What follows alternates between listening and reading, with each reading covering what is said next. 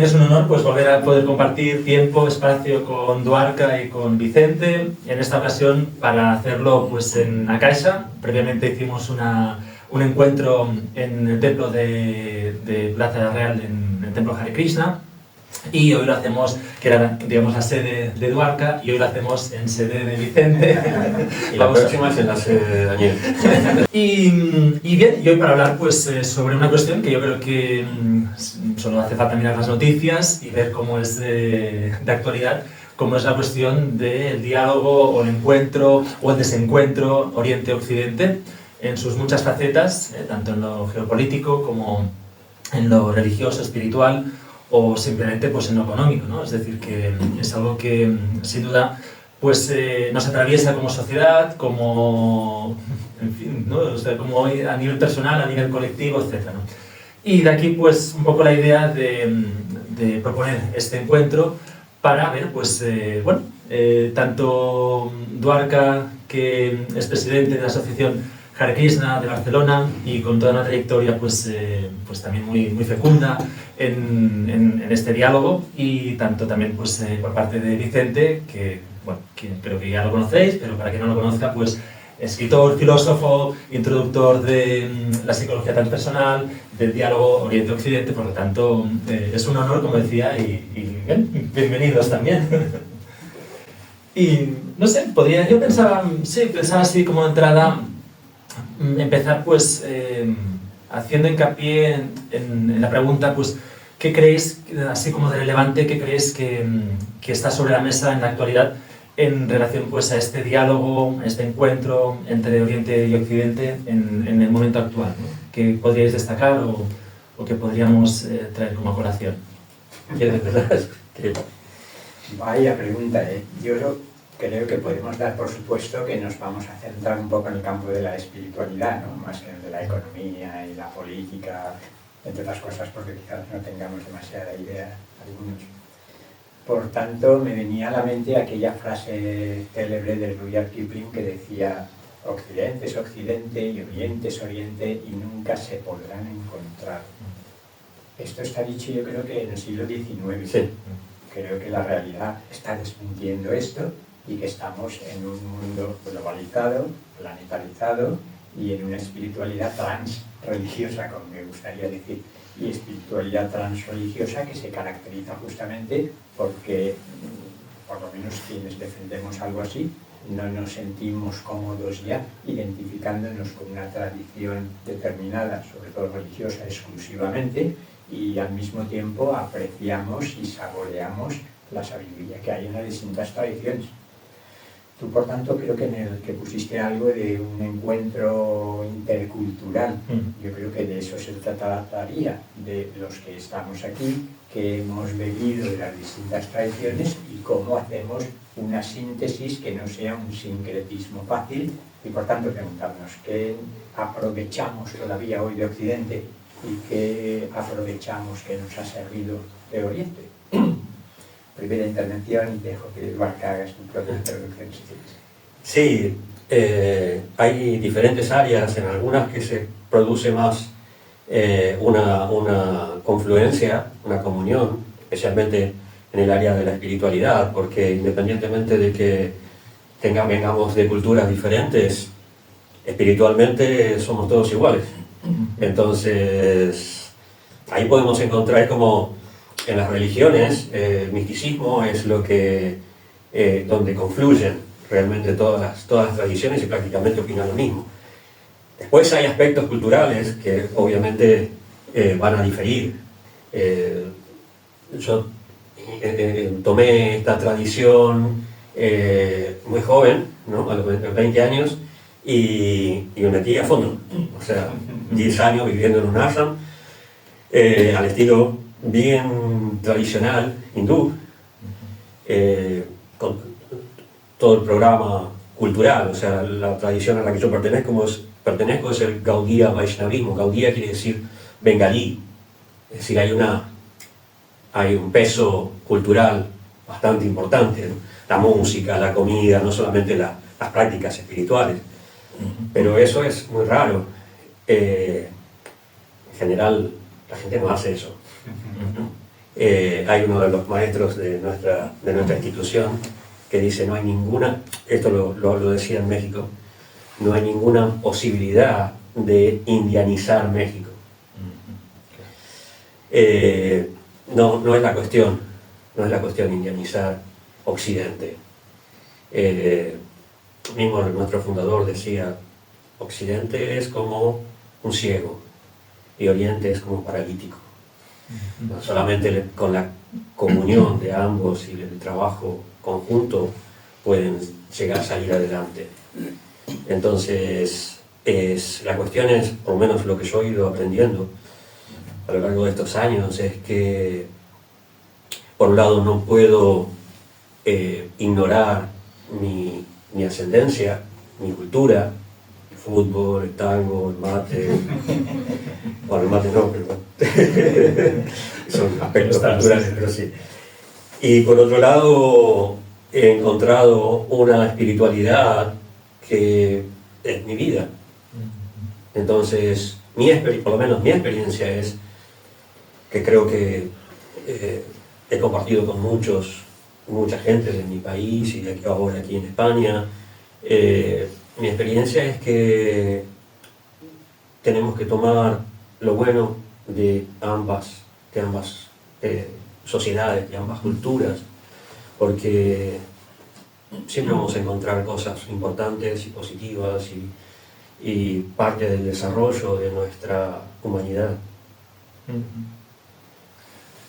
Este sería también uno de los peligros, ¿no?, que podríamos encontrar, ¿no?, que a veces pues, también se dice, ¿no?, que de alguna forma es como la cuestión del mercado espiritual, ¿no? O sea, como que cada uno coge, pues no sé, un poquito de acá, un poquito de allá, no se lo tamiza todo pues a partir de su propia necesidad, experiencia personal, y va creando pues esto, ¿no?, un condimento único. Y también pues otra de las críticas que se hace es como que podemos caer en un individualismo solipsista, es decir, ¿no?, muy cerrado en sí mismo y al final pues en una práctica pues esto, ¿no?, como sin tener en cuenta pues la tradición o sin tener en cuenta pues aspectos que pueden ser pues transversales o transreligiosos, y sería una de las críticas que también se podría hacer en cuanto a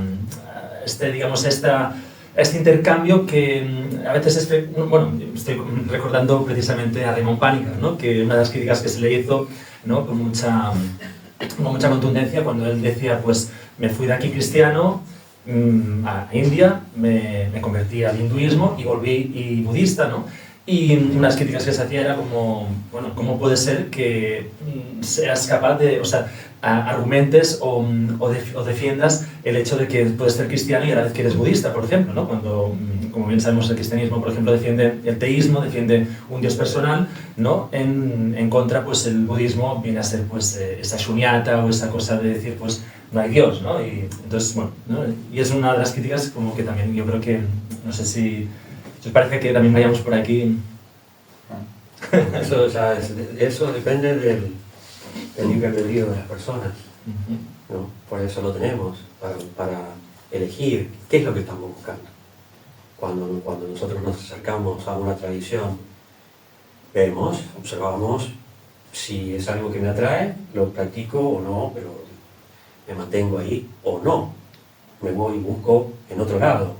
Claro, pero esto lo podemos hacer a día de hoy, ¿no?, de alguna forma, digamos, en nuestro mundo posmoderno o en nuestro mundo más laico, ¿no?, en el que podemos adentrarnos en una espiritualidad más laica, ¿no? Sería, pero que en la India, si hablamos de India, ajá, es así, siempre ha sido así.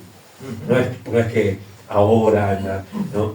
La India siempre ha sido diversa, ¿no? O sea, eso está en el ADN del hinduismo, en el Ayurveda. Ya encontramos que la verdad es una, pero los sabios la llaman con diferentes nombres. Hay una diversidad muy rica. El concepto de Ishta Devata, de la deidad personal, es eso, es fundamentalmente que yo me siento más identificado con un aspecto de Dios y me dedico a adorarlo o a estudiarlo, o cual fuera mi práctica, ¿no? Encontramos en el Bhagavad Gita que tienes diferentes caminos para elegir. Entonces, no creo que haya un conflicto, excepto el que nosotros mismos nos busquemos. O sea, si yo adopto una tradición que no me corresponde porque quizás es más exitosa o que quizás, no sé, más popular y me da seguidores o lo que sea, ¿no? O me satisface materialmente, entonces, pero eso incluso, o sea, puede ser que eso no me conduzca a una realización espiritual, pero incluso eso es parte de nuestro libre albedrío. Eso es un poco la prerrogativa que nos da Dios, la verdad, en este mundo, que podemos movernos de esa manera y elegir. Yo, para no quedarnos, o por lo menos quedarme tan en abstracciones como corremos el riesgo, por lo menos yo, ya que Dwarkan pone sobre el tapete su elección personal, que sería esa visión Bhakti Vedanta de Hare Krishna, pues quizás podríamos centrarlo en las semejanzas y diferencias entre la visión que tú compartes y la que, en mi caso, bueno, yo diría que no hay una única influencia, ¿no? Yo, de hecho, recurriría tanto a la filosofía occidental como a las tradiciones orientales. En un primer momento me sentí muy atraído por una versión Vedanta Advaita radical, a través de Jan Klein concretamente, que creo que encarnaba muy bien, concretamente la Advaita del Shivaísmo de Cachemira, pero en última instancia yo creo que las tesis fundamentales eran las mismas. Y luego, con el descubrimiento de Sri Aurobindo, me abre los ojos a una nueva manera de entender el Vedanta, y no sé si en el Bhakti creo que no habrá tantas diferencias, aunque poca gente creo que es consciente de la importancia enorme que Sri Aurobindo y el yoga integral concede al Bhakti Yoga también, aunque en la síntesis del yoga es al yoga que menos espacio le dedica. Sus páginas son tan extraordinarias y el papel de la madre, de Nirval Pasha en este caso, pues tiene un papel muy, muy importante.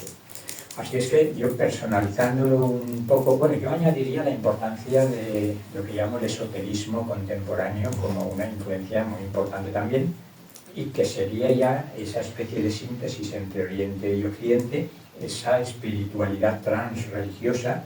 No sé, Blavatsky, Bailey, Steiner, no creo que se pueda decir ya que son Occidente o Oriente, aunque sean más o menos inclinen cada uno en una dirección u otra. Entonces, personalmente me interesa ver hasta qué punto, como no conozco demasiado bien el pensamiento de Bhaktivedanta Swami Prabhupada o de Hare Krishna, quizás matizar un poco las semejanzas y las diferencias a mí me parecería muy interesante, ¿no? Quizás tú conoces mejor los dos, conoces más el yoga integral del Vedanta, el Vijnana Vedanta Advaita, como ha empezado a llamarse recientemente, y el Vijnana Yoga, de lo que yo conozco a Bhaktivedanta Swami Prabhupada. ¿Ves alguna diferencia significativa o semejanzas muy importantes? En cuanto al acercamiento a Occidente, quizás hay mucho más paralelismo que en cuanto al concepto de Dios. O sea, la espiritualidad, el tipo de espiritualidad, el tipo de prácticas son mismas prácticamente, ¿no? Porque ahí no hay tanta diferencia en ninguna de las tradiciones del hinduismo. El sadhana, la meditación, el kirtan, los rituales de adoración en los altares, independientemente de la filosofía, hay una aceptación en general por la misma liturgia, ¿no? Los mismos rituales. Entonces, en las mismas prácticas, en algunos se puede enfatizar más la meditación, en otros se puede enfatizar más el yoga, en otro más el karma yoga, en otro el bhakti, pero difícilmente encontremos en algún lugar una exclusividad de estos caminos. En todos lados vamos a encontrar, ¿no? Yo personalmente me identifico mucho más como Gyani que como Bhakta, pero mi corazón es de Bhakta. Y por eso el título que le dieron a Srila Prabhupada de Bhakti Vedanta es muy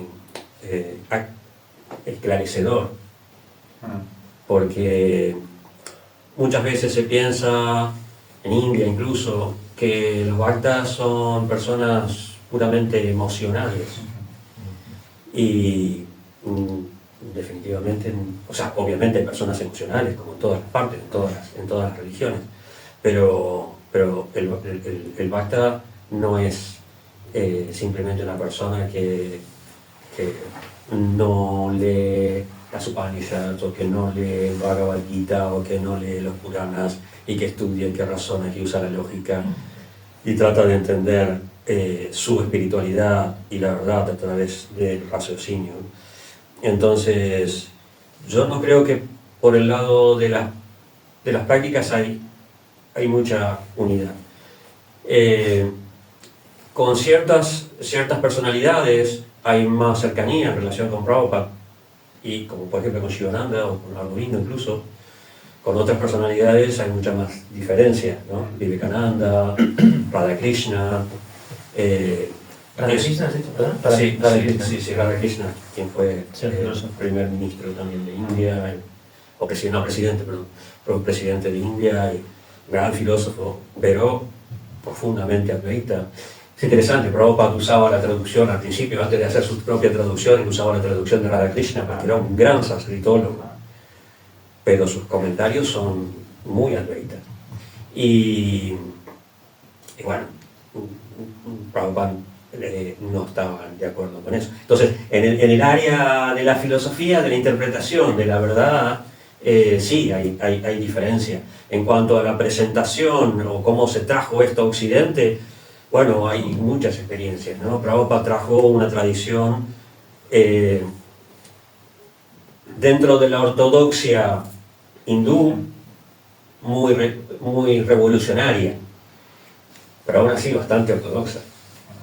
O sea, para los cánones de experiencia en nuestra tradición, o sea, el Gaudiya Vaishnavismo, en Bengal, lo que Prabhupada hizo fue... Respecto a Chaitanya, ¿había diferencias importantes? No, en cuanto a la adaptación, es un poco paradójico el hecho de que él se adaptó en muchos aspectos y sus discípulos occidentales muchas veces descartaron esas adaptaciones y trataron de tomar la tradición lo más hindú posible. Por eso es que el maestro que yo citaba antes, que decía que no hay ninguna posibilidad, porque él ha originado un movimiento renovador dentro de la institución, que no es la finalidad de que las personas adopten formas de vestir.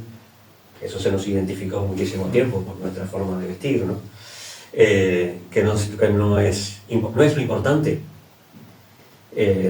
Prabhupada no hizo mucho hincapié en eso y en muchas otras cosas, porque en realidad su maestro fue quien comenzó a adaptar muchas de las costumbres para que la gente tuviera un acceso más fácil a lo que es importante y no dejarse llevar simplemente por lo externo. Entonces, decía que Vivekananda Maharaj ha originado un poco una forma diferente de presentarnos. No voy a decir una revolución dentro de la institución, ni nada, ni un movimiento dentro del otro. No, es simple. Él lo llamó Krishna West. Y bueno, es simplemente parte de la experiencia. Parte de la experiencia, porque nuestra institución es muy joven. Fíjate que justamente una de las semejanzas entre Bhaktivedanta y Sri Aurobindo es la importancia concedida a la Gita, ¿no? En vuestro caso es tremendamente conocido porque ibais repartiendo vendiendo por la calle, pero el caso de Sri Aurobindo, que quizás no sea tan conocido, fue lo que propuso, le supuso una conversión, una transformación. El año que estuvo en la cárcel, Sri Aurobindo estuvo leyendo la Bhagavad Gita, viviéndola, yo diría, después tiene esas 600 y pico páginas en ensayos sobre la Gita, desde mi punto de vista es una maravilla, hasta el punto de que algunos filósofos hindúes le dijeron, bueno, su yoga integral es el yoga de la Gita, ¿no? Y dijo, no, aprecio mucho la Gita, pero hay diferencias importantes. Quizás podríamos entrar en la diferente interpretación de la Bhagavad Gita en los dos casos. No solo la interpretación teórica, sino que supongo práctica. Si ahora vengo a la cárcel, lo que hace es decir, había experimentado, había tenido, meditando con Vishnu Vascarele, esos 3 días que se encerraron en una habitación, la experiencia de lo que él llamó Nirguna Brahman o Nirvana, él los identificaba, no entremos en eso ahora, y después, justamente leyendo la Gita y en la cárcel, tiene la experiencia de lo que podemos llamar el rostro personal del Absoluto, que antes no lo había olido demasiado, ¿no? Digamos que fue shankariano la primera mitad de su experiencia y después su expresión textual es que vio a Krishna en todas las cosas.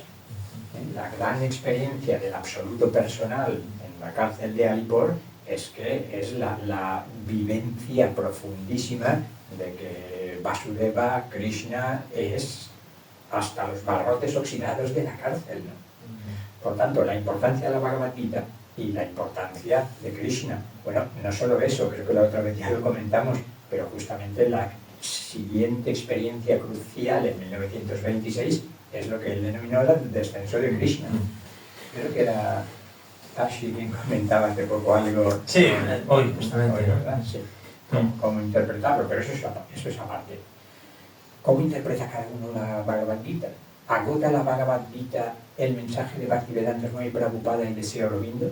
¿Cuáles serían las diferencias? Porque claro, más que las prácticas, es, yo diría, la visión de fondo y los objetivos.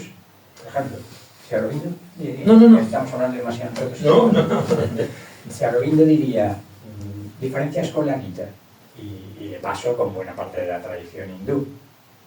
No suele enfatizarse una concepción evolucionista, un evolucionismo espiritual, como hace Sri Aurobindo. ¿Hasta qué punto estaría? Te formulo esas 2 o 3, lo que dice Sri Aurobindo, y te pregunto, ¿hasta qué punto la concepción espiritual sería importante en el sentido de que a lo largo de las diversas vidas hay o puede haber un proceso evolutivo muy, muy importante? Lo que podemos llamar el ideal de no retorno. Piensa en mí en el momento de la muerte, le dice Krishna a Arjuna, y vendrás a mí y ya no tendrás que volver a encarnar una vez más. En Sri Aurobindo, el ideal último, la meta última, no es el no retorno, porque esto es el samsara y es la ignorancia, avidya y el sufrimiento y una ilusión. Segunda pregunta, ¿hasta qué punto comparte, yo creo que sí, la crítica al Mayavada de Shankara y Ramana Maharshi y todos los demás? Tercera cuestión, la importancia que Sri Aurobindo concede a la conciencia-energía supramental. Y esto nos lleva a la distinción entre jnana y vijnana, para interpretar también la Bhagavad Gita.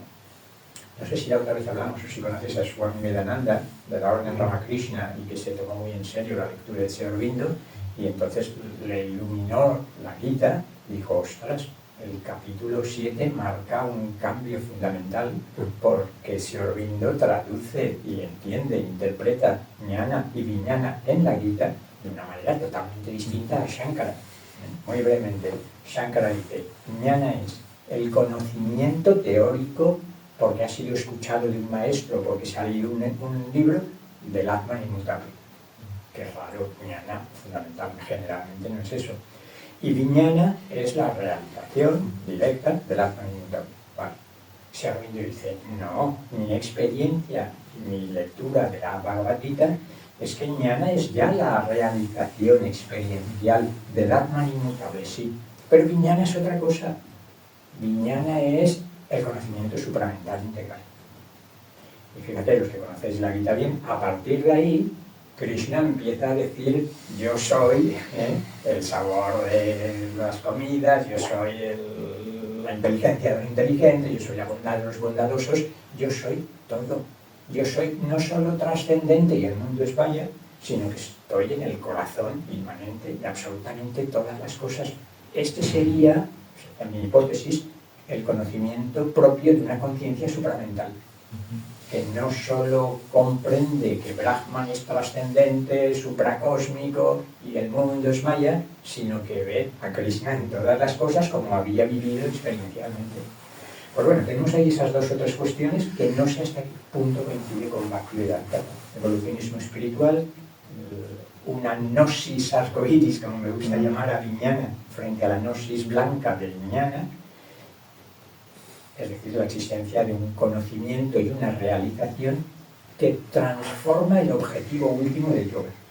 Y este sería el punto central que te pregunto más concretamente, ¿no? Y ya no es el ideal de no retorno, sino que es el ideal de transformar, supramentalizando, transfigurando absolutamente toda la existencia.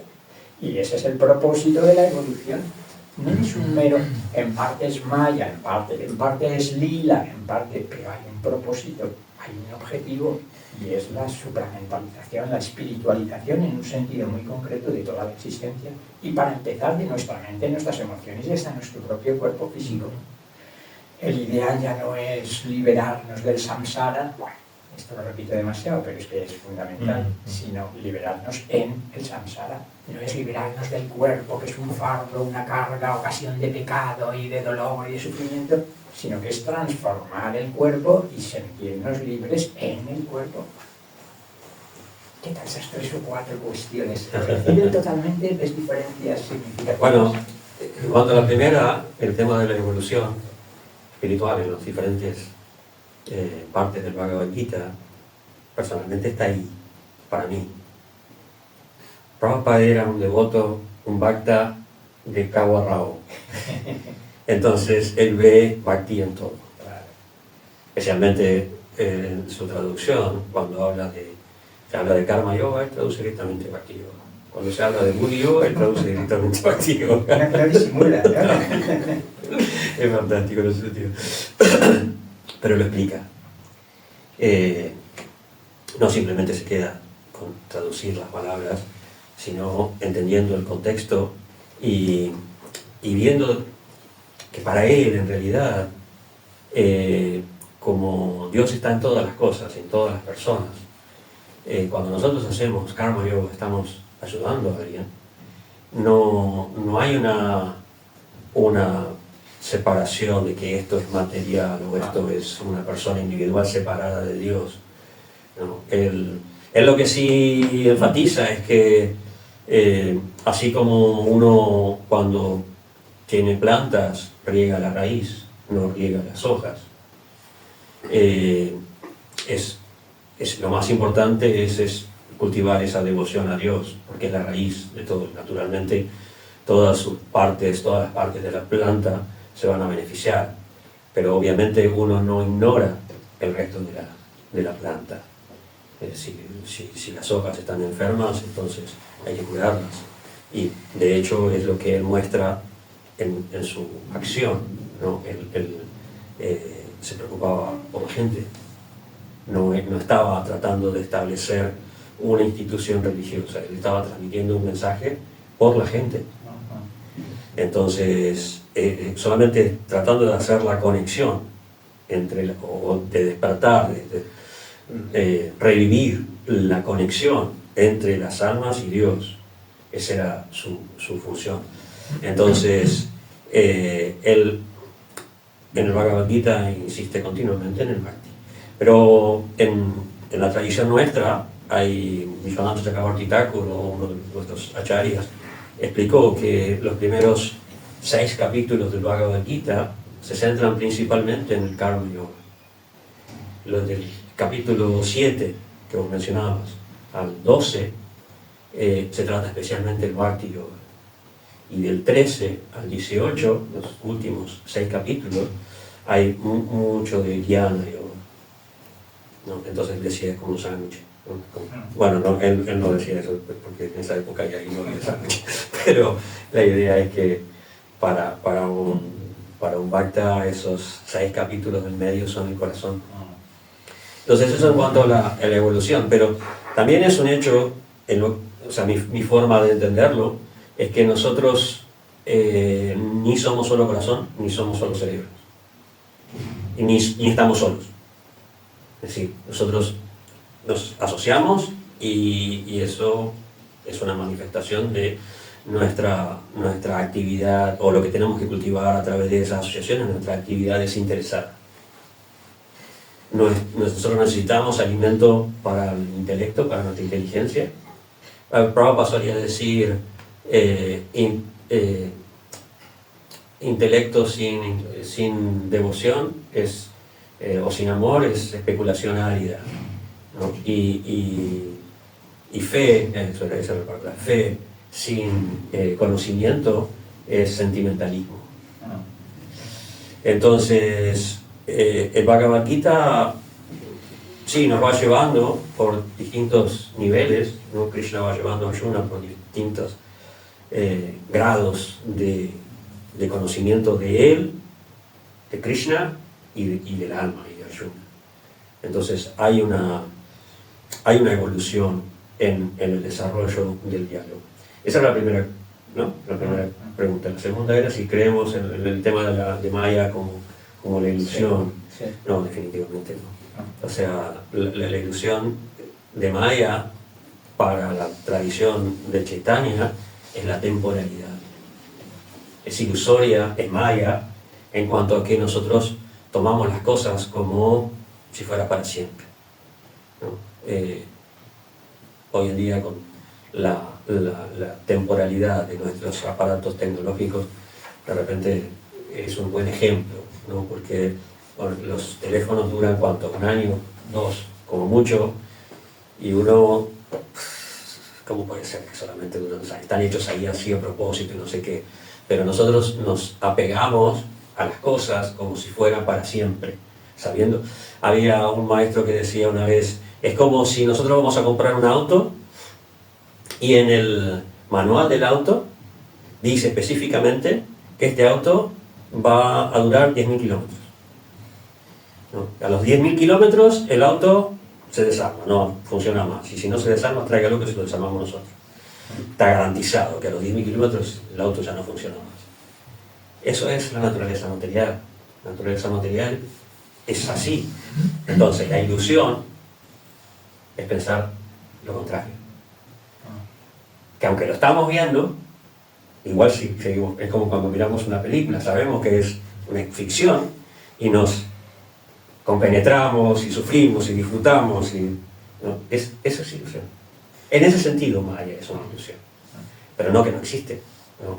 La historia de la soga y la serpiente, ¿no? La soga existe. No es lo que yo pensaba, pero existe.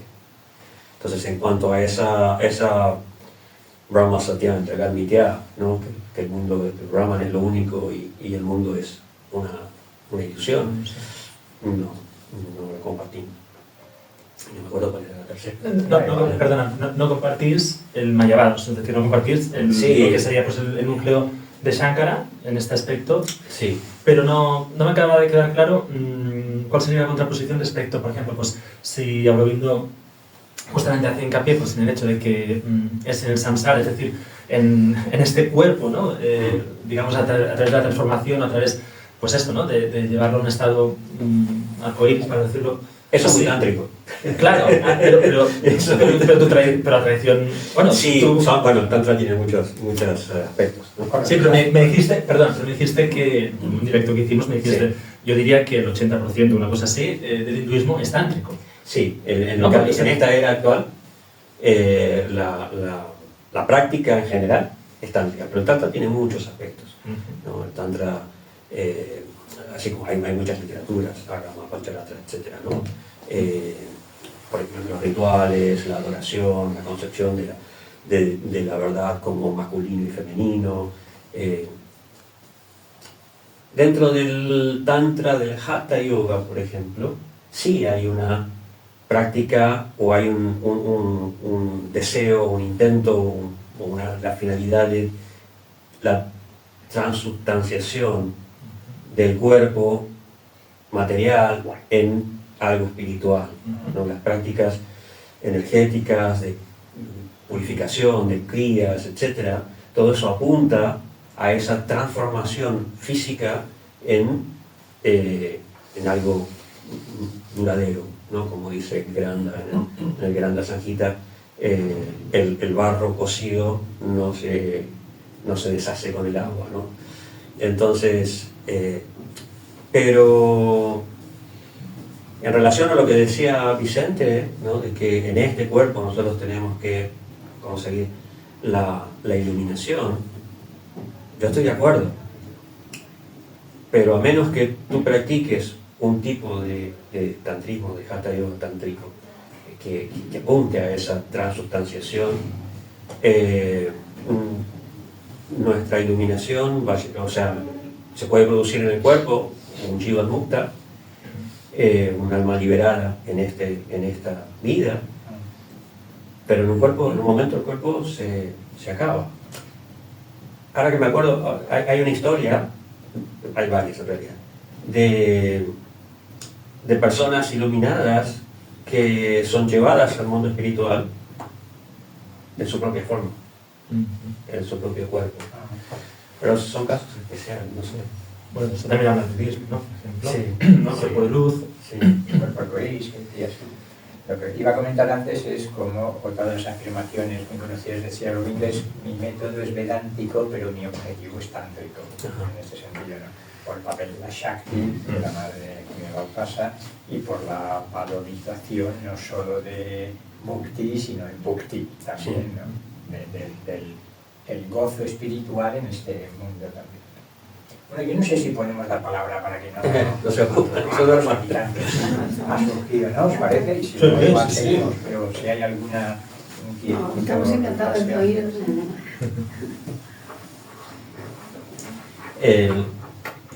En la tradición nuestra, el tema del rasa, del disfrute, del goce, es muy importante. En general se enfatiza el goce con Dios. No como... Porque Prabhupada solía resaltar esto, y hoy escuché un encuentro que tuvo Mirabai con Rupa Goswami, el principal discípulo de Sri Chaitanya, en el sentido de que nosotros como Purusha es tanto, se puede interpretar o traducir como persona, como disfrutador. Una vez Mirabai fue a verlo a Rupa Goswami en Vrindavan. Y Rupa Goswami era un sannyasi, ¿no? Un renunciante, y él era muy estricto. Entonces le dijo a Mirabai, le mandó a decir, porque ella pidió audiencia, y él dijo: no, yo no puedo encontrarme con ninguna mujer. Entonces Mirabai le mandó a decir: el único Purusha es Krishna. Nosotros somos Shakti, todos. Entonces Rupa Goswami dijo: sí, tienes razón. Venga, que venga, mira. Así que el tema de disfrutador o energía de disfrute, Hladini es la energía de Dios que tiene que ver con el disfrute, y es el Bhakti. El Bhakti es una transformación de esa energía. Entonces no es una tradición que diga: no, esto no se puede disfrutar de ninguna manera. La música, la comida, el prasada, las artes, todos estos elementos, en general bastante tántricos, son disfrute. La cuestión es cómo yo lo disfruto. Si yo lo disfruto como que yo me lo gané, yo me lo merezco, yo soy, ¿no? El Purusha, ¿no? Yo soy el disfrutador. Ahí es el problema. Ahí surge, es el momento en que Maya me ata, me tiene atrapado, ese apego. En tanto que yo disfruto porque soy consciente de que eso es parte del absoluto, parte de Dios. Por eso Krishna dice: yo soy el sabor del agua, yo soy el aroma de la tierra. ¿Quién no disfruta de eso? Entonces Prabhupada nos decía: cuando tomen agua, sientan el sabor y recuerden que Krishna dice yo soy el sabor del agua, entonces conectan automáticamente ese disfrute con Dios. Entonces, no hay problema ahí. Piensa en Krishna hasta cuando bebas agua. Sí. No sé si alguien quiere decir algo, se apetece intervenir. Porque estamos mejor calladas y escuchando que sabéis más. Bueno, pero bueno, que en cualquier caso, pues siempre es bienvenido cualquier comentario, Sí, cualquier claro. cosa que, ¿no? Y no sé, bueno, si me permites, yo quiero hacer una intervención sobre, bueno, yo he visto desde fuera, ¿no? Es decir, yo como buscador pues aquí en Barcelona, pues durante muchos años junto con Tashi, entre otras personas, yo me acuerdo pues acercarme, por ejemplo, pues al templo Hare Krishna, y me acuerdo también pues encuentro contigo y leer pues a Aurobindo o tener pues conversaciones con gente pues más Vedanta, etc. Y es curioso porque la sensación o la percepción que recuerdo, ¿no? Pues más pues, compartida era como que los Hare Krishna eran pues estos que evidentemente pues, Hare Krishna y tal, por la Rambla y así, pero que eran como muy ortodoxos, ¿no? En cuanto A los principios. a los principios, etcétera, ¿no? Y me acuerdo tener conversaciones pues con devotos y tal. Y en cambio, pues lo que era más Aurobindo o más vedántico era como más de apertura y más una sensación más, no sé, como, para decirlo así rápido, ¿no? Es como Hare Krishna pues era más equiparable pues con la tradición más cristiana, más ortodoxa y tal. Y en cambio, pues más lo vedántico era como más lo filosófico, más lo progresista o aperturista, ¿no? Y en cambio, con los años, ¿no? Y a base pues, de estudio y de práctica y demás, ¿no? Pues lo cierto es que pues, veo con una visión, con una percepción más aperturista, pues lo que es digamos, la tradición Vaishnava o Gaudiya Vaishnava, y por otro lado, pues lo que sería pues Aurobindo, lo veo pues incluso más encarnado o más siguiendo como la tradición, aunque abriéndola en un sentido, pues desde la propia tradición, pero abriéndola pues a un diálogo fecundo, pero quizá, y esto pues me gustaría que dijerais vosotros, ¿no? Pues quizá no tan revolucionario en cuanto a la propia ortodoxia pues del hinduismo.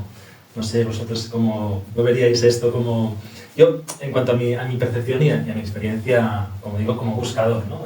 En este aspecto. Yo no conozco en el hinduismo nada más revolucionario que el yoga integral, que tampoco que el Aurobindo, justamente por enfatizar esos puntos que decíamos de el ideal de no retorno. El ideal del yoga integral no es el entrar, el liberarse. Eso me parece tremendamente revolucionario. Y luego la revalorización profunda, auténtica de cada uno de los instrumentos de nuestra personalidad, mente, corazón y cuerpo, esto me parece tremendamente revolucionario. Que cada uno de ellos puede ser supramentalizado hasta tal punto que la transformación nos lleva a una especie nueva. Entonces, claro, más revolucionario que esto, que es una revolución de la conciencia hasta el punto de convertirla en conciencia-energía supramental, lo cual supone un conocimiento integral, un conocimiento por identidad, no conceptual, representativo de todas las cosas, y que incluso el cuerpo físico está llamado a convertirse en un cuerpo de luz, en un cuerpo supramentalizado. Hay más revolución que esa, no sé. Sí, lo que pasa es que en el Advaita, ¿no? En la tradición de Aurobindo, pero en India especialmente, el Advaita es mucho más ortodoxo y estricto que las tradiciones devocionales o Vaishnavas, ¿no? Lo que pasa es que en Occidente quienes vinieron, quienes trajeron el Advaita eran más revolucionarios, ¿no? Como Vivekananda, por ejemplo, o Maharishi o otros. Pero en India las tradiciones advaitas son muy estrictas. En el caso de nuestro, sí, había, no digo rigidez, pero cierto fanatismo, un poco propio de lo que comentaba antes, ¿no? De la juventud y de la conversión, y el hecho de querer ser rápidamente algo, o sea, fieles devotos y ¿no? demostrar que no, yo soy muy, estoy muy convencido. ese tipo de enfoques de psicología propio de los conversos, ¿no? Pero no, la rigidez o no me sale la palabra, el hecho de ser estricto es en cuanto a los principios. En cuanto a los principios, sí, somos estrictos. Porque son principios, no solamente son principios morales, son principios que nos acercan a un estado de conciencia más sano, más transparente en nuestra comprensión de Dios, ¿no? Por ejemplo, si yo consumo alcohol o drogas, cosas que me confundan mi mente, no voy a tener una visión, una idea clara de mi identidad. Son formas. O sea, yo sé que hay tradiciones que justamente ese es el camino, pero bueno, nuestro camino pasa por otro lado y la mezcla no es buena. El tema de ahimsa, el tema de la compasión. Yo decía antes que en nuestra tradición se ve toda la creación como un árbol. De hecho, en el Bhagavad Gita se da ese ejemplo, un árbol al revés, ¿no? Y a todos los seres como hijos de Dios. Entonces, si estamos tratando de desarrollar o de cultivar esa relación amorosa con Dios, bueno, es importante la compasión, empatía, cultivar ahimsa, y así. Aquellas cosas que podían alejarnos o que eran un obstáculo en el cultivo de nuestra devoción, esos son nuestros principios. Esas cosas no las... Cuando en nuestra tradición nosotros hacemos los votos para ser iniciados por un maestro espiritual, ¿no? Repetimos esas máximas, esos votos de ahimsa, de contentamiento, en fin, diferentes principios, ¿no? Y por otro lado, o sea, esos serían los yamas. ¿Sí? Esto serían yamas, exactamente. ¿Y niyamas también, entonces? Y el niyama fundamental es Ishvara Pranidhana, que se manifiesta especialmente a través de la meditación en el mantra, en el nombre de Dios. Entonces, eso es lo que hablábamos el otro día cuando hablábamos de Patanjali, ¿no? Yamas y niyamas son los cimientos para construir todo lo demás. Claro, ya simplificado, ¿eh? Ya sé que, evidentemente, ahora viendo, yo sé que es muy revolucionario, que entra, pues, en fin, ¿no? Se abre todo un camino de diálogo que recogen, pues, también, pues, autores, no sé, ¿no? Como, es decir, hay toda una corriente, tú citabas antes a Blavatsky, por ejemplo, o Steiner, o Gurdjieff, o tantos otros, ¿no? Y evidentemente también recogen o beben mucho, pues, de concepciones o de formas, digamos, de expresar, pues, aurobiendianas, ¿no? El mismo Wilber, ¿no? Es aurobiendiano hasta la médula. Pero, bueno, claro, quizá, claro, aquí entraríamos ya, pues, en aspectos quizá más no sé si doctrinales o... pero también es cierto que Aurobindo de alguna forma se contrapone a Shankara, pero a la vez revaloriza, ¿no? De alguna forma todo lo que sería una visión advaitica. Ahí entraríamos en... Pero un Advaita radicalmente transformado y distinto del de Shankara. La otra vez lo comentamos allí, esta identificación que hemos llegado a hacer en Occidente de hinduismo con Vedanta, de Vedanta con Advaita y de Vedanta Advaita con el Vedanta Advaita Shankariano, esto es un crimen intelectual, espiritual e histórico. Parece que la India, así como se lo oía a no sé quién, a una autoridad más o menos espiritual, que la India no ha sido Advaita ni siquiera en su historia el 50%. Pero el Vedanta, al ser el final de los Vedas, ¿no? Es correcto. Entonces, si es el final de los Vedas, de alguna forma, y tú me dijiste, yo sé lo que me vas a decir. Bueno, pero es como la guinda, ¿no? Es la guinda del pastel, es decir, es como interpretamos el Vedanta, claro, como interpretamos Upanishads, como interpretamos Gita y como interpretamos Brahma Sutras. Entonces la interpretación que hace Aurobindo está mucho más cerca de Ramanuja que de Shankara, sin duda. No es que sea idéntica, ni mucho menos, pero si hay que elegir entre el Vedanta Advaita de Shankara y el de Vishishtha Advaita de Ramanuja, las semejanzas son maravillosas. Es que claro, yo creo que has metido en el mismo saco al Advaita de Sri Aurobindo con el Neo-Advaita procedente de Ramana Maharshi, Nisargadatta Maharaj y Ramesh y todos estos. Y yo creo que hay diferencias importantes en los puntos que he señalado. El ideal de no retorno sigue estando en la mayoría de ellos. El Prema-Yavada sigue estando en la mayoría de ellos. La transformación no solo es alcanzar la liberación en el cuerpo. El Jivan Mukta tradicional, claro que existe el Jivan Mukta, pero es que lo que no está es la transformación supramental tan profunda del cuerpo, de las emociones y de la mente. No basta con decir, bueno, me he liberado. De hecho, en relación con lo que decías de los libros, Sri Aurobindo concede una importancia a lo que llama la transformación del vital, concretamente extraordinaria. ¿En qué sentido?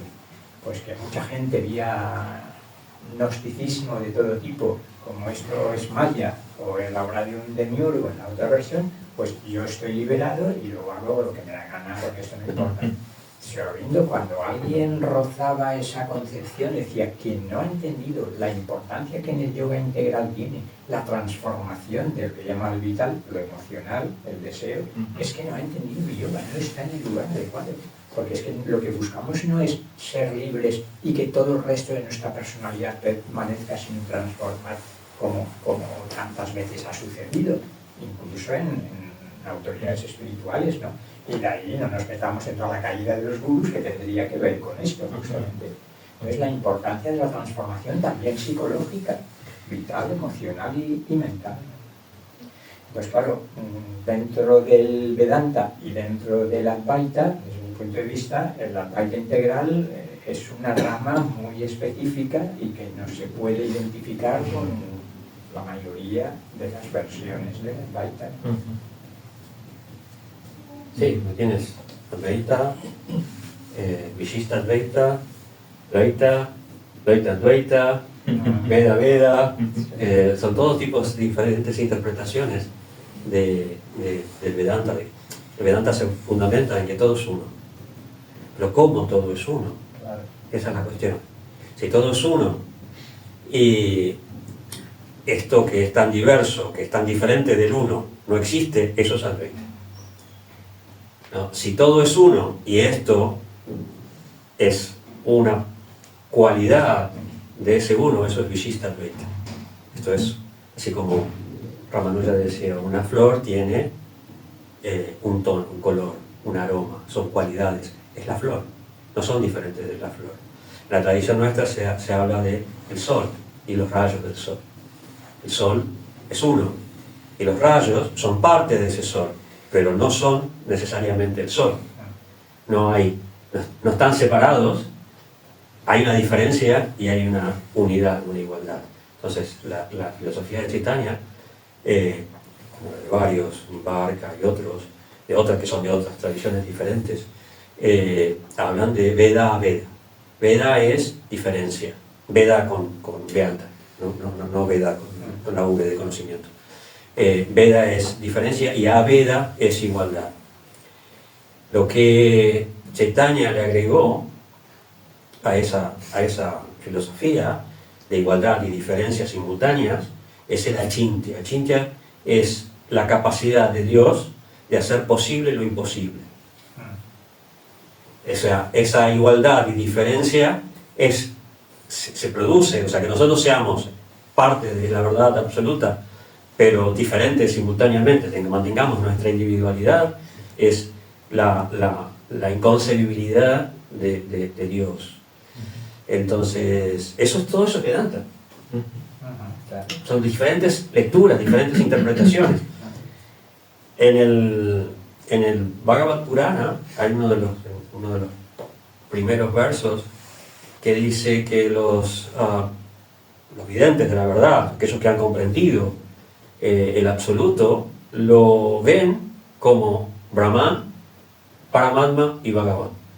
Son como los tres aspectos del sol, ¿no? O sea, el globo solar, así visto en el cielo, el interior del sol y los rayos del sol.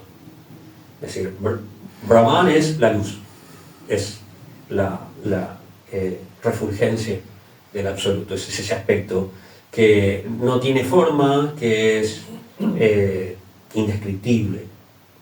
Paramatma es la forma de Dios que está en el corazón de todos los seres, acompañando al alma. Ese es un punto importante, que no es el alma. Y ahí está la diferencia, pero acompaña al alma. O sea, está el Atman, el ser, y el Paramatma, el super ser. Que un poco a veces lo que busca el Advaita es que se hacen uno. Sí. Bueno, en nuestra tradición nunca se hace uno. Y Bhagavan. Bhagavan es la forma de Dios trascendente, que está más allá de este mundo. Entonces, de acuerdo a esa visión, hay diferentes maneras en que el alma puede liberarse. Una de esas maneras, Ayurveda Mukti, es cuando el alma se une a ese Brahman, se funde en el Brahman. Entonces eso entra dentro de la filosofía Advaita, se vuelve uno con Dios. Después las otras formas son más de bhaktas, ¿no? Salokya Mukti, vivir en el mismo mundo espiritual con Dios, Sayukya Mukti, Swarupya Mukti, que es tener los mismos aspectos, el mismo aspecto de Dios, como Vishnu, Shasti, tener las mismas opulencias, y Samipya, me falta uno. Bueno, tener... No recuerdo. Perdón. Los años. Sí, bueno, estáis en un nivel que yo no llego. Al nivel de, hablando de temas así de yogas y tal. Pero bueno, yo sí que quería, a ver si estamos de acuerdo. Yo cuando era joven, el tema hindú, el tema del yoga, era como algo muy novedoso, ¿no? Yo, por ejemplo, seguía mucho a Antonio Blay, que fue un pionero, ¿no?, de la espiritualidad, la psicología transpersonal.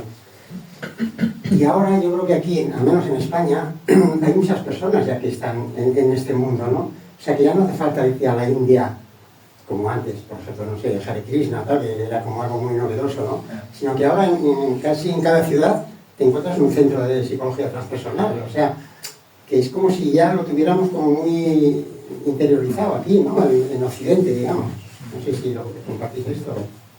Sí, totalmente. En 40, 30 años ha cambiado de una manera bárbara, ¿no? Lo que era todavía algo exótico y raro, ahora está por todas partes. Sí, eso es una reacción lógica de la búsqueda del ser humano, de una búsqueda de interioridad que a mí me pasó, o sea, que de repente encontré esa interioridad en esto y lo abracé, lo tomé.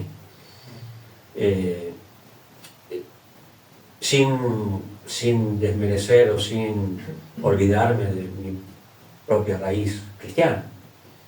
Pero yo creo que son complementarios. La India ha desarrollado muchas técnicas de espiritualidad. O sea, no es una cuestión solamente de tener fe en Dios y ya está, ¿no? O sea, se ha desarrollado un misticismo, una espiritualidad de muchas maneras distintas. Entonces, el yoga te da un montón de herramientas para profundizar esa espiritualidad. Entonces, por eso es que cada vez se difunde más y se divulga más. Yo tenía un maestro de yoga, no sé si lo conoces, seguramente lo conoces, el doctor Garotti, el padre, Manohar Lakshman Garotti. Él decía, el yoga es una herramienta.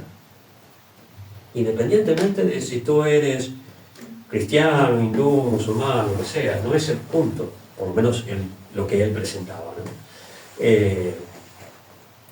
Entonces, tú puedes encontrar cosas muy prácticas en una cultura que ha desarrollado esas prácticas, esas técnicas a lo largo de miles de años y no las han olvidado, se las han cultivado, las han seguido desarrollando cada vez más y más. Entonces, es lógico que si algo funciona, lo aceptemos, ¿no? Las técnicas de meditación, las técnicas de la vibración de mantras, por ejemplo, la visualización, son todas formas que nos ayudan muchísimo a profundizar en nuestra búsqueda espiritual. Yo tengo una pregunta. Yo hace años tenía un libro de Hermann Hesse que se llamaba Mi Credo. Entonces este libro lo tenía en la mesita de noche y solamente leía el título. Cuando llegaba a casa, me iba a la cama, tenía necesidad de leer el título Mi Credo. Y así estuve un año. Digo, qué raro que no entre en leer el libro, porque no tocaba. Me estaba como alimentando la palabra de Mi Credo. Hasta que llegó un día que lo leí y fue cuando él explicaba que estuvo en diferentes tradiciones hasta que al final encontró su credo. Esto para mí me ha servido o me ha ayudado o lo que sea, pues para seguir esta línea, ¿no? De encontrar esta cosa interna, individual, que no es individual, por la cual es como si fuera a lo mejor mi religión, ¿no? O mi credo, ¿no? No sé qué pensáis de esto. Yo curiosamente, me hace mucha gracia que esta anécdota o cómo lo comentas, porque me pasó lo mismo con este mismo libro. Es decir, que de hecho todavía lo tengo y me acuerdo pues esto, ¿no? Cuando no lo he leído, pero sí. Te falta. Pero me acuerdo de esto que leías, o sea, solo el título y ya decía Mi Credo, y me pasaba también esta conexión y me ha gustado mucho cómo lo has comentado, lo has explicado. Es que yo tengo una pregunta en relación a esto porque Qué bueno. sí, bueno, no de este libro, no me ha pasado nada con este libro, pero me preguntaba cómo que viene ahora, porque hay tantas tradiciones y ahora parece que no sé, no creemos tanto en algo, que seguimos con fe ciega, sino que es más, alguien dijo como que hay tantos caminos para encontrar a Dios como personas hay en la tierra, ¿no? Y no me acuerdo quién fue el que dijo esto, pero me sentí identificada también de pensar, yo creo que ahora es el terreno que vamos a romper, ¿no? De que ya no existe tanto una Biblia o un Alcorán o una Bhagavad Gita, ¿no? Es más como tú conectas con Dios, ¿no? Sí. Y no sé, me estaba preguntando cómo qué viene ahora, sí. Sí. Lo que pasa es que en Occidente tenemos otra historia.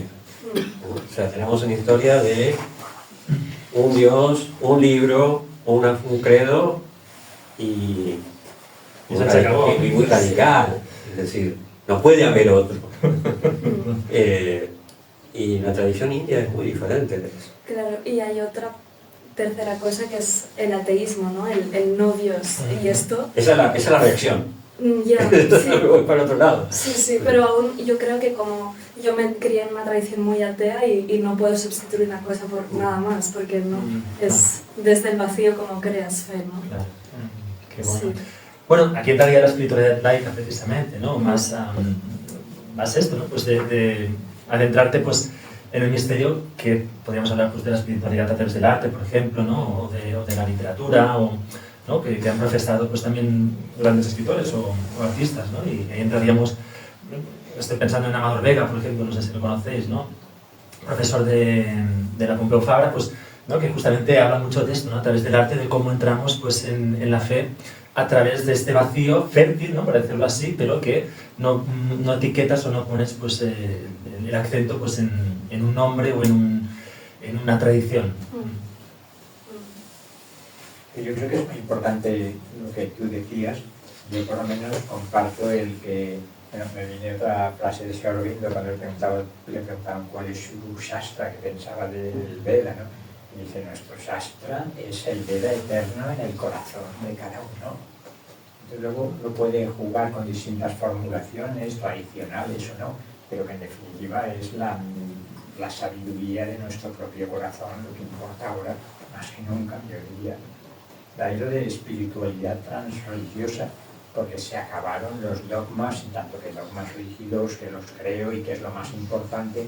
Entonces es la experiencia directa lo que pasa a un primer plano, convencido de que yo puedo recurrir a distintos lenguajes, a distintas culturas, a distintos maestros, pero en realidad lo mismo con el gurú. El verdadero maestro es el maestro interior, y esa confianza, esa fe, no tanto en un maestro externo, en un libro externo, como en mi propia sabiduría anímica interior, yo creo que es uno de los signos de nuestro tiempo. Nos quedaría poco tiempo porque yo tengo que irme, que mañana voy a Toledo pronto y no sé... Claro, que es el retiro, ¿no? No, el retiro es... Vale. Toledo, qué bonito. Sí, pues en el retiro he pensado yo, te tocará ver los flores de esto, ¿cómo se llama? Ahora no me sale. Las flores estas blancas, los árboles estos blancos, ángeles flor en Cáceres. Porque conoces aquello bien. Sí, bueno, bien, no estoy cerca de Salamanca, pero vamos, pero que el sitio es una preciosidad, y seguro que he pensado yo, igual no podía ir. Pues nada. No sé si queréis añadir algo para finalizar. No sé, no estamos tan metidos. Con respecto a la pregunta que ella hacía, ¿no? De qué toca ahora. Y ahora toca el libre albedrío. Ahora toca buscar y encontrar el propio camino, ¿no? Como decía Vicente, ¿no? Si la fe siempre hace falta, porque nosotros, o sea, yo tengo fe que voy a llegar a mi casa. Es fe, nadie me lo garantiza. Es el motor, ¿no? Sí. Entonces, es algo que forma parte de nuestra vida. Y cuando uno encuentra algo en lo que puede depositar su fe, entonces, bueno, es tu camino. Hoy en día tenemos esa posibilidad, nadie nos viene a imponer una creencia, un dogma. Cuando yo comencé, había un maestro que venía a Argentina y todos éramos discípulos de él. Sí, y había una propaganda de los otros discípulos a que no, que ser discípulo de él. Después empezaron a venir otros maestros y uno ya tenía la opción, que es como debe ser, porque es natural que uno sienta más afinidad o con una persona o con una tradición. Yo afortunadamente tenía toda una afinidad con ninguno, sí, no tengo nada que quejarme. Pero es como esa bendición de hoy en día. O también sobre información, ¿no? Y si no estás muy sintonizado con lo que tú realmente te llama y te hace crecer o experimentar, te puedes perder muchísimo por el camino. Pero eso también es parte del crecimiento. Sí. A veces incluso las decepciones son son pruebas, y las pruebas nos enseñan. Es como y vemos. Sí. Bueno, eso es mi fe también. Krishna controla. Bueno, Gracias, Dani. vamos a cerrar. Pues qué voy a decir, muchas gracias por todo, por la conversación. Hasta otra. Gracias por organizarla. Y nada, un placer haber compartido. Muchas gracias. Gracias.